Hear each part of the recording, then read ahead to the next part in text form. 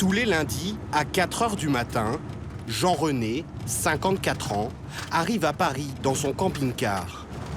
Je travaille à la mairie de Paris, je suis bûcheron et lagueur. Là, je pars à 1 h du matin de chez moi. Et comme ça roule bien, je suis pas embêté par les camions. Et voilà. Et je me gare, je me repose 2 heures et puis après je vais au boulot. Marié, père de 2 enfants, il habite à Maubeuge dans le Nord, à 230 km de son lieu de travail. La solution, c'est pas facile, hein. Là, voilà la solution. Une rue à la lisière du bois de Vincennes, où il gare son véhicule toute la semaine. Il passe ses nuits ici depuis 22 ans. C'est pour l'intimité ou l'isolation? Intimité et isolation en même temps.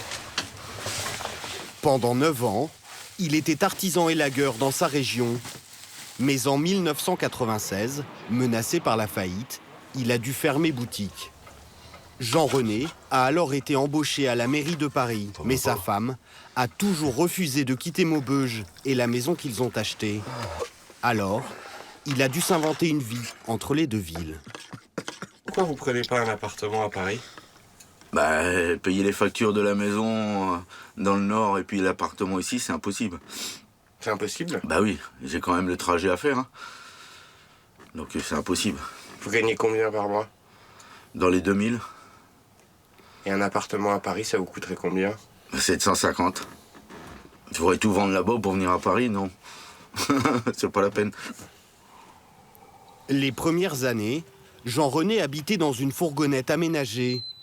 Mais il y a 3 ans, il a craqué pour ce camping-car, acheté 25 000 € à crédit. On est mieux. Il y a le lit, il y a le chauffage, il y a la télé, il y a le frigo, il y a la gazinière, il y a les toilettes, il y a la douche, il y a tout. Bon, on va se préparer pour le boulot, hein. Comble du luxe, Oh, les physiques. Jean-René dort à seulement 2 km de son atelier. C'est une rue de Paris, au beau milieu du bois de Vincennes. L'avenue du Polygone, l'un des derniers lieux de la capitale où le stationnement est encore gratuit. Au milieu des promeneurs, des joggeurs et des cavaliers du centre équestre, 400 mètres de chaussée où se pressent caravanes, camionnettes et camping-cars. Une vingtaine de véhicules l'hiver, une cinquantaine l'été, où habitent des salariés, des saisonniers, des travailleurs pauvres, comme des personnes sans ressources. Un petit village sur roue, aux portes de Paris. Comme Jean-René l'élagueur, beaucoup ici ont un emploi. Juste en face de son camping-car, dans cette camionnette, Patrice, chauffeur de taxi, se réveille. Il est 6 h 30. Il y a encore un peu de gaz. C'est un peu le truc militaire, hein. Moi, je bois mon café à la casserole, j'ai pas besoin de tasse, et je n'ai personne qui vient ici, de toute façon, donc... Erreur, mais pas d'abus de pouvoir. L'ancien chargé de sécurité de l'Élysée explique... Patrice a 67 ans. Il vit depuis 4 ans dans ce camion. Il n'a pas d'autre logement, seulement ces quelques mètres carrés en tôle, sans isolation du froid, ni aucun confort. Ah bah, il n'y a rien. Il y a un petit réchaud à gaz, un lit, un matelas. Avant, j'avais un sommier, mais bon, avec les lattes, tout ça, et j'ai foutu tout ça à la poubelle, ça sert à rien, ça se cassait, etc. Enfin, bref.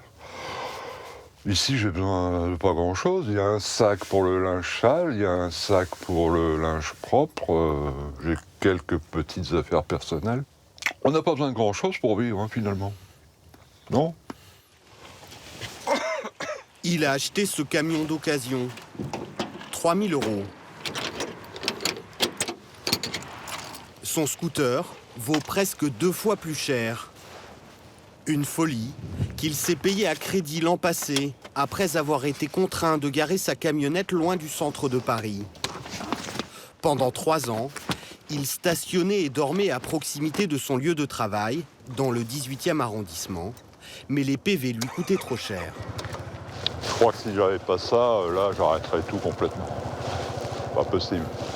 Je ne peux pas me partir 2 heures de transport en commun, en plus de la vie que je mène, ce serait au-dessus de mes forces. Mais Patrice ne se rend pas directement au travail.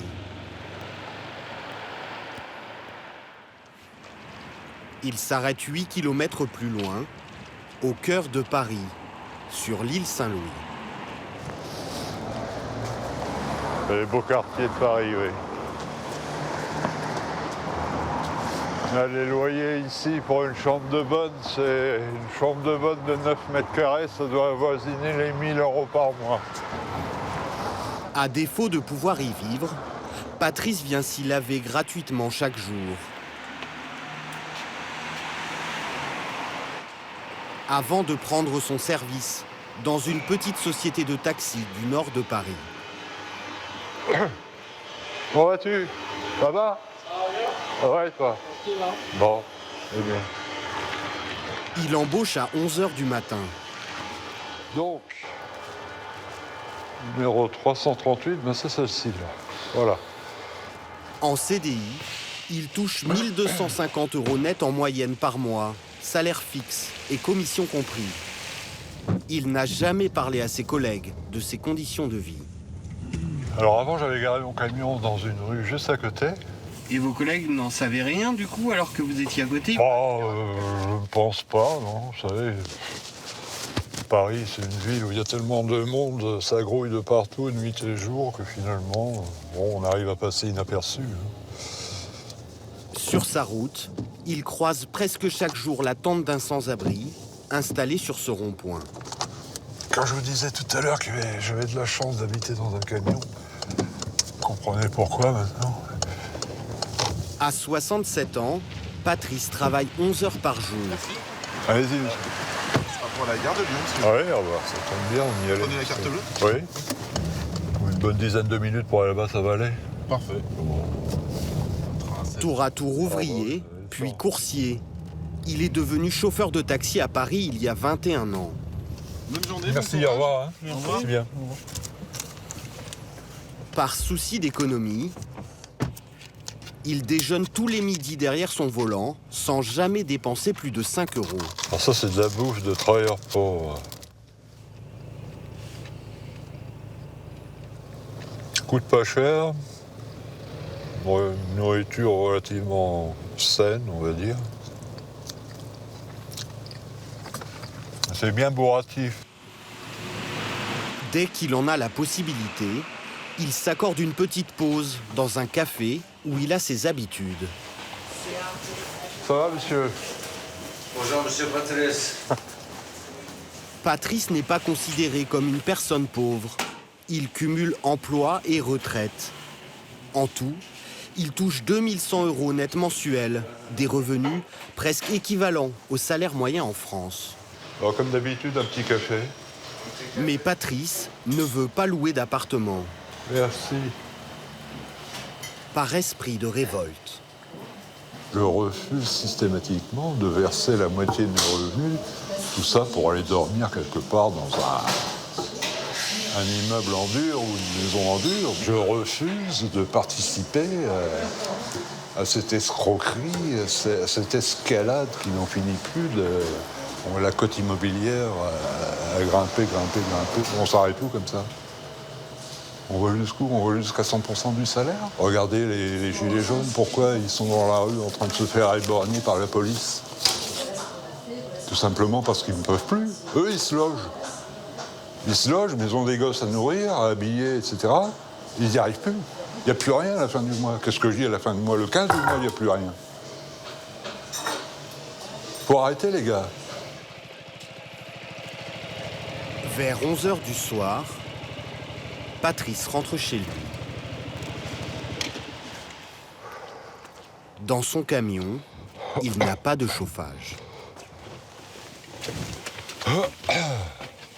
On doit être pas loin de 0 degré là. Hein.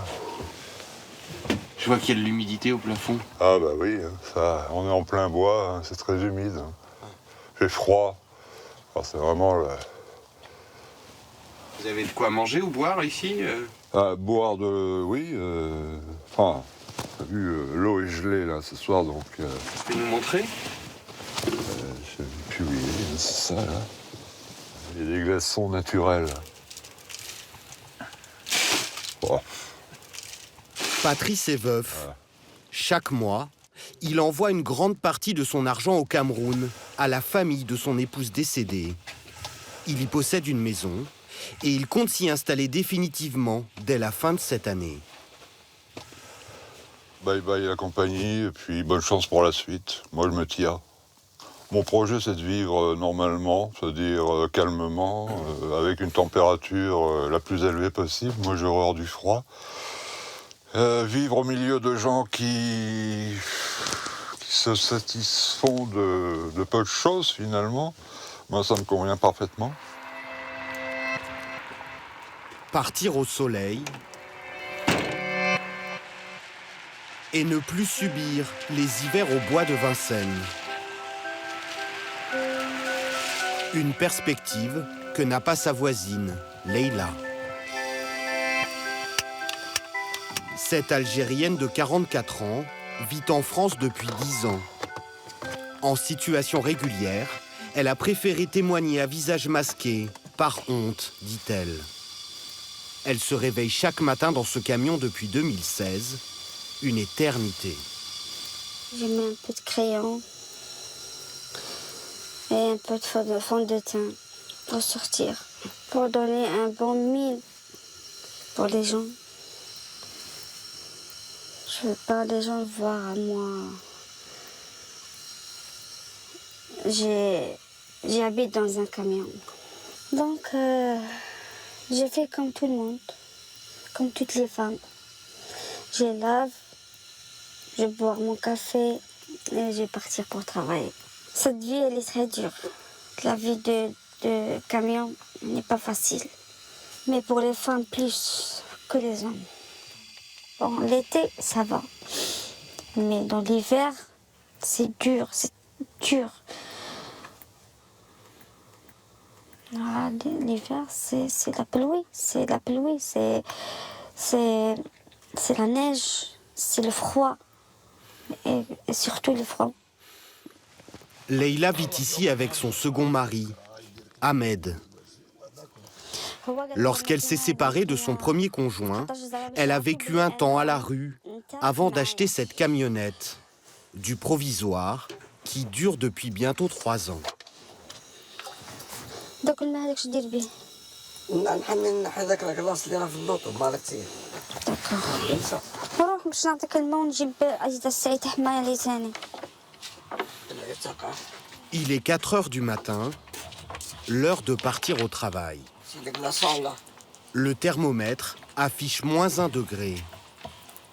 Ahmed est maçon. Il travaille rarement et toujours au noir. Le couple vit du petit salaire de femme de ménage de Leïla. Un temps partiel, payé 600 € par mois, moins l'argent qu'elle envoie à ses parents et ses enfants en Algérie. Personne n'est au courant. Personne ne connaît moi, je vis dans un camion. Tout le monde il croit que moi, je vis dans un appartement. J'ai avec une dame. Elle m'a loué une chambre pour dormir. À qui dites-vous que vous logez chez une dame? Tout le monde. Je ne peux pas dire ça à mes parents. Jamais. Pourquoi? Parce que c'est honte, ça. C'est honte. Chez nous, il n'y a pas ça. Hein. Chez nous là-bas, il n'y a pas de ça. Leïla travaille en CDI. Un contrat de 22 heures par semaine dans un réseau de salles de sport. Ce matin, c'est la première fois qu'elle se rend dans ce club. Je suis à côté de la porte, il n'y a personne. Est-ce que je peux ouvrir avec cette patch? Mais à son arrivée, à 5 heures du matin, elle trouve porte close. Son badge ne fonctionne pas. Non, vous n'êtes pas dire à 6 heures. Donc j'attends jusqu'à 6 heures, c'est ça? D'accord, d'accord. J'attends. Vous êtes levé pour rien, ça vous énerve pas? Non, ça va, ça va. Je suis déjà... J'ai l'habitude. J'ai l'habitude avec les gens comme ça. C'est pas la première fois. Leïla attendra 1 heure qu'on lui ouvre avant de pouvoir commencer sa journée de travail. 14 heures plus tard, retour au bois de Vincennes.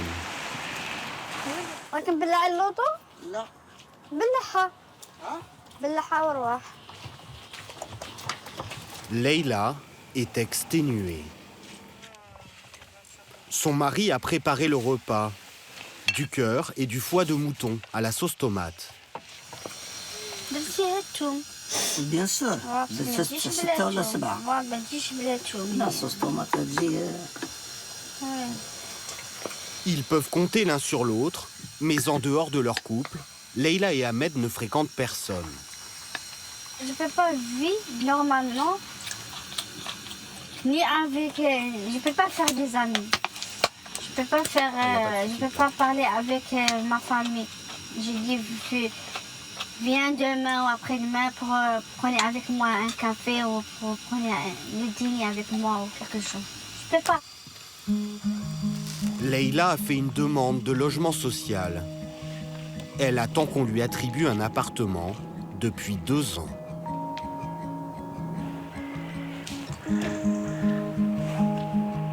Mais au bois de Vincennes, les habitants des camions ne sont pas les plus mal lotis. À quelques mètres à peine de l'avenue du Polygone, un autre monde, au cœur de la végétation. Ils sont 150 à 200 SDF toute l'année à vivre sous tente, dans les quelques 1000 hectares du plus grand espace vert parisien, certains depuis plus de 10 ans. Océane et Benjamin, 22 ans tous les deux, ont partagé ces conditions rudes pendant 1 an. En couple depuis 3 ans, ils ont d'abord connu l'appartement des parents d'Océane, puis les squats, et ont même dormi plusieurs mois sous un pont. Sur ce terrain, ils s'étaient ensuite aménagé un petit chez eux. Ah là, du coup. Du coup, en soi, on avait à peu près 50 mètres carrés. Oh, 40, 50. Du coup, on s'était fait des grandes barrières tout ici, comme ça, là, tout autour. Notre petite table à manger. Ah, c'est beau, par contre, quand c'est en été. Avec les beaux rayons de soleil. Notre chambre, notre petit salon. Ils ont tout débarrassé il y a quelques jours et ont quitté un quotidien parfois difficile. C'est pas ici qu'on peut rester propre, on va dire. Entouré de terre, de poussière à longueur de journée. Couper du bois tous les jours. Ouais. Sentir le feu de bois. Ça fait 2 semaines qu'on ne sent plus le feu de bois, mais ça a été notre un an que je sentais le barbecue quand même. C'est apaisant d'être en intérieur. Il y en a qui s'en plindraient d'être dans un camion, mais c'est comme un appart au final. Pour eux, c'est une petite révolution. Une camionnette dans laquelle ils habitent depuis 2 semaines. C'est le père d'Océane qui leur a donné le véhicule, même s'ils n'ont pas le permis et ne peuvent pas le conduire. Un domicile de 6 mètres cubes environ, avec une table pliable qui se transforme en lit et un coin cuisine. Non. Manger des repas chauds, je pense que c'est essentiel qu'on les dort. Là au moins on peut se faire des pâtes, on peut se faire chauffer avec du fromage, de la sauce tomate. On s'est fait des crêpes la semaine dernière par exemple. Le seul truc qui manque ici c'est les sanitaires. Et ben ici du coup on a des chiottes chimiques. Donc en soi on a un produit qu'on dilue dans de l'eau et on a 48 à 72 heures pour aller le vider dans une cuve. Là c'est le couvercle du chiotte. Et en dessous t'as une réserve à peu près de 10-15 litres. Benjamin et Océane n'ont jamais eu d'emploi stable. Ils ne touchent pas le RSA, n'ont ni domiciliation, ni compte en banque. Leur seule ressource, c'est la manche, que Benjamin fait 6 jours sur 7. Sauf le dimanche. On se garde vraiment un jour de tranquille dans la semaine, mais sinon oui, j'y vais tous les jours. Et tous les jours de 16h à 18-19h en général. Mais avant de commencer, Benjamin se rend à l'arrière de ce supermarché pour la sortie des poubelles. Salut. Ça va ou quoi? Tu veux le sortir tout de suite? Tout de suite? Il y en a beaucoup là. Lourd, de la viande? Tout. Cool. Le couple se nourrit principalement des invendus du supermarché qu'il récupère gratuitement. C'est des trucs qui ont dû être sortis du... Non, ils sont pas ouverts. Du pain, un petit peu de poisson. C'est quoi? Une flaming quiche qui est périmée dans 17 jours. Elle est pas périmée là? Non, 17 jours. Hop là. Pour le reste, Benjamin fait la manche à l'entrée du supermarché. Chaque jour au même endroit, à la même heure, il fait désormais partie du paysage. Mademoiselle, bonjour. Comment vous allez? Oui, tranquillement. Ça fait trop du bien. C'est vrai? Ouais, grave. Sincèrement, ça fait vraiment trop du bien. Ça fait plaisir. Là, ça va faire 2 semaines, on y est du coup dans le camion. Ça fait 2 semaines demain, donc... J'ai 2 courses à faire là. Ce sont mes parents. Bonne année, hein. Merci, plein de vous bonnes de même. Très bon après-midi, messieurs dames. Benjamin a coupé les ponts avec ses parents à l'âge de 15 ans. Il ne reverra sa mère que 4 ans plus tard et n'a plus été en contact avec son père depuis. Adolescent, il alterne la vie de rue et de brefs passages chez ses grands-parents. Pardon de vous importuner, pourrais-je vous déranger pour une cigarette éventuellement? Merci beaucoup, c'est très aimable à vous. Je vous remercie, c'est très aimable. Passez une bonne après-midi. Toujours très poli lorsqu'il fait la manche, il a hérité des bonnes manières qu'on se transmet dans sa famille. Comment vous vous appelez, vous? Je m'appelle Benjamin de Girard de Mélé Van Coeur. Vous êtes noble?